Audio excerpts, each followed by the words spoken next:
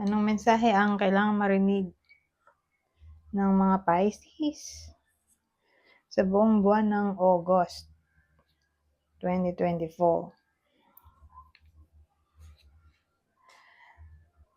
Pwedeng nangyayari na to o mangyayari pa lang. Kung hindi man para sa inyo itong magiging reading, baka maging para sa someone na kakilala ninyo o malapit sa buhay ninyo. Baka may lumabas na gender mamaya. Gawin nyo na lang energy. Okay? Kumbaga, yung babae, siya yung feminine at yung lalaki, siya yung masculine. Pwede rin naman yung babae, siya yung introvert at yung lalaki, siya yung extrovert. Ngayon, kung okay naman yung reading, mali lang yung gender, wag nyo na pansinin yung gender. Okay?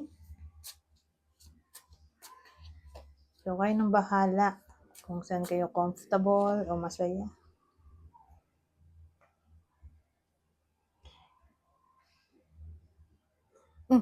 Parehong 9. 9 of Cups, 9 of Wands.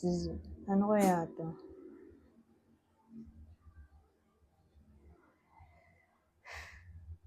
So, ang dating sa akin, kasi 9 of Wands ay resilience, di ba? Siya rin yung card ng perseverance o card ng pagiging protective, territorial, o card ng pagiging committed sa ginagawa. Committed. So, committed. Kasi, di ba dun sa original Rider-Waite myth na deck, di ba merong lalaki dun na sugatan? Pinoprotektahan niya pa rin yung kanyang place. Kahit na alam niya sa sarili niya na may tama na siya, na may sugat na siya, pero determined siya na gawin yung kanyang trabaho. Protektahan ang teritoryo niya o yung position niya. Ganon. Kung ano inatas sa kanya, determined siyang gawin. So, sa madaling salita, magiging matapang yung iba sa inyo na ito, makuha ang kanilang wish. Pero hindi ko alam kung anong perspective ng creator dito. Bakit ganito? Saan niya nakuha tong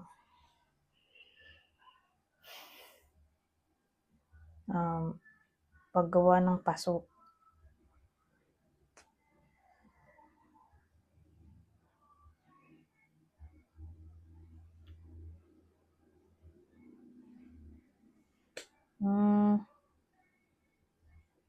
Eto, hindi ko rin magets yung perspective.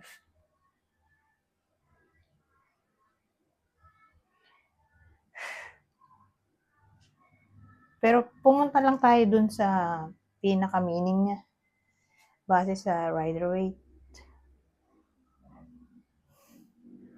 Siguro, determined tong lalaki o babae na i-pursue ang kanyang creativity o yung kanyang dream. Kaya ganyan. Hindi siya sumusuko sa kanyang ginagawa na maging matagumpay. Ito, ano kaya to? 9 of Cups. Siguro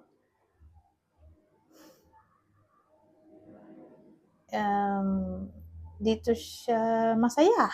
Ito yung dream job niya. Who knows? Kaya ganyan.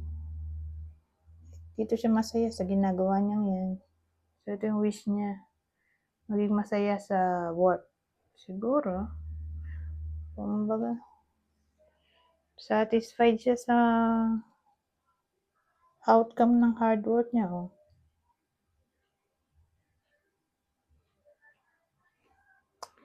So, ganun. So, again, ano pa rin to? Part ng wish at satisfaction. So,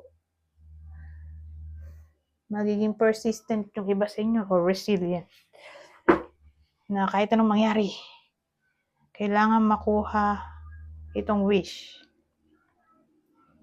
o sense of comfort, satisfaction o return ng effort ba? Na yun nga, pag siyempre, ni-return yung effort mo, dapat satisfied ka, di ba? Ganun eh. So, nakita naman niya na maganda yung binungan ng kanyang hard work. Oh. So, mukhang satisfied naman siya. Kasi, display niya pa nga. Anyways, tingin ko ganun naman pwedeng mangyari sa iba sa inyo.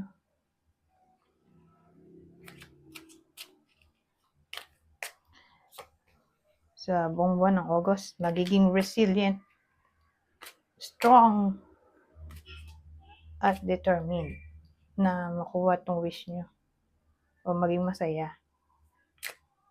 Ano naman to? Obaculum. Ito kasi ginagamit sa prediction, di ba? Lalo na pag ano nga ba yung clear na yan? Nakalimutan ko ano bang clear yan sa vision.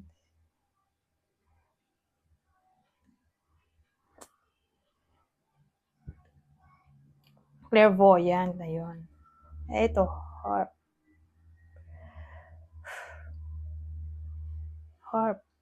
Kasi pag pinakinggan mo siya, nakaka-relax. So, ano yun? Prediction sa pagkuha ng relaxation. Mapipredict nila na marirelax sila. O parang somewhat magiging at peace sila. Ewan ko. Parang ang dating konektado to dito. So, mapipredict ng iba sa inyo na magbubunga yung hard work nila o mapipredict nila na ito lang talaga magkukos ng peace of mind nila pag nakuha nila tong wish. So, ito magiging determinado nga sila at all costs na maging successful yung tinatarget nila. Ganun eh. Pero again, napipredict nila na makukuha nila yung kanilang desired outcome.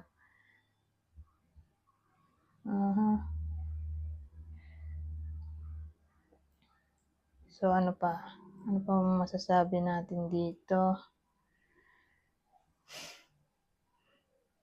Siguro, pumunta na tayo dito. Okay? Kasi wala na akong maisip eh. Pero tingin ko magkarugtong sila. Anyways,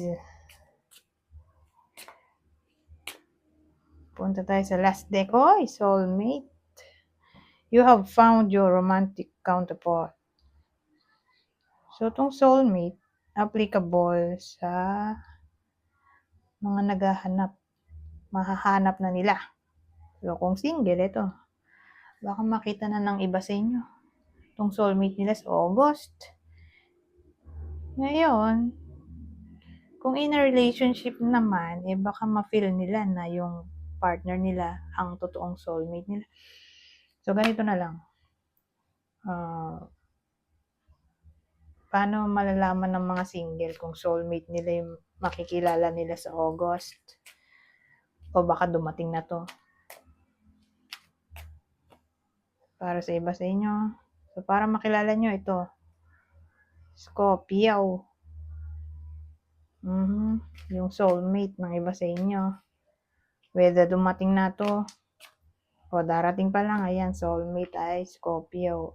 O pwedeng isa sa earth sign, Taurus, Virgo, Capricorn. Ngayon, dun sa mga in a relationship, na yun nga, mapifeel nila na feeling nila yung partner nila talaga yung kanilang true soulmate, ito yung partner ng Pisces. Ano to? Saturn. Aquarius, Capricorn ulit. Capricorn to. Capricorn ulit. Pero sa relationship to. Kasi kanina sa single. So, Aquarius, Capricorn ito, Sagittarius. So, itong huli. Ito na pinakahuli.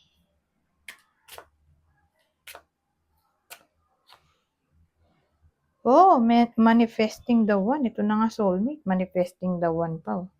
Very soon, your true love will arrive. Ito, talagang para sa single lang. Hindi natin to masasama sa relationship kasi natatagpuan na nila eh. Ito may na-manifest pa lang. So, ibig sabihin, hindi pa dumarating. So, ito na nga yung dawa nila, yung soulmate. Very soon daw. Ibig sabihin, sa lalong madaling panahon, di August na nga. Sa August. Darating na daw ang true love ng iba sa inyo. So, probably, soulmate nila yon. Konektado lang to. Doon sa sinabi ko kanina. Magugulo pa. Basta magkakonektado lang doon sa kaninang sinabi ko. Okay? Yun na nga. Guluhin na natin. Ito, Scorpio. Kaya lang ito, sabi ko dito, pwede dumating na o darating pa lang. Maganda kung clear. So, ito, hindi pa nadating. As in, wala pa. Hindi nyo pa nakikilala.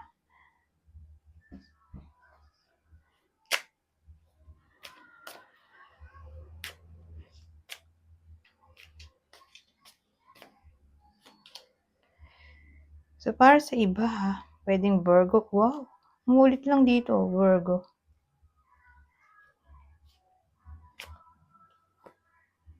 O Capricorn, no? Konektado lang dito.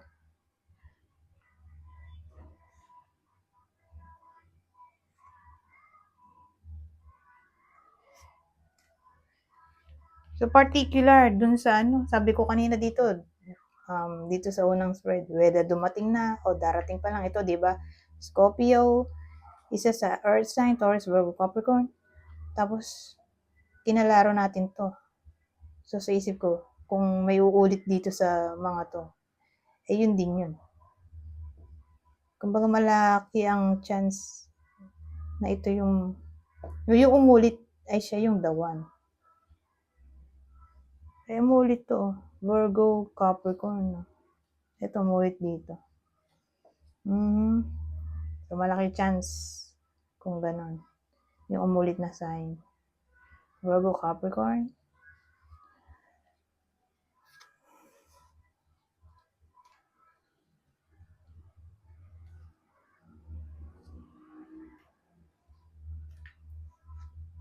Well, anyways,